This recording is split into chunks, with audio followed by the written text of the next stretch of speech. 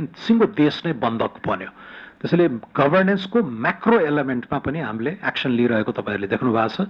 तर मकसद के हो भने let the rules be fair, सबैलाई समान रूपले होस्। 2-4 व्यक्तिहरू बिजनेस कम्युनिटीका पोलिटिसियनहरूले चाहिँ यो सिङ्गो नेसनलाई नै बन्धक राख्ने र त्यो सँगसँगै यत्रा युवा पुस्ताको चाहिँ आशालाई बन्धक बनाउने काम होइन, बन्दी बनाउने कामलाई हामीले चिर्न खोज्दैछौँ। र त्यो आँखी झ्यालबाट हेर्नुभयो भने चाहिँ अहिले धेरै कदमहरू चाहिन्छन् र दण्डहीनता टोलरेट हुने छैन। रुल अफ ललाई हामी स्थापित गर्छौँ। हामीबाटै सुरु गर्न पर्यो भने पनि हामी तयार छौँ भनेर त्यसरी अगाडि गरेका छौँ। गभर्नेन्सको अर्को माइक्रो हाँगा चाहिँ जनतासँग केन्द्रित छ। प्रधानमन्त्रीजीले राम्रोसित भन्नुभयो कि लाइन बस्न नपरोस्, घुस खुवाउन नपरोस्। लाइसेन्स लिन जाँदा देखिहाल्नुभयो 2-3 वर्षमा चाहिँ नपाइने लाइसेन्सलाई हामीले अर्थकै सहजीकरणमा पनि र सम्बन्धित मन्त्रालय र मन्त्रीको विशेष पहलमा अब आज ट्रायल दिनुभयो भने भोलि लाइसेन्स पाउँछ।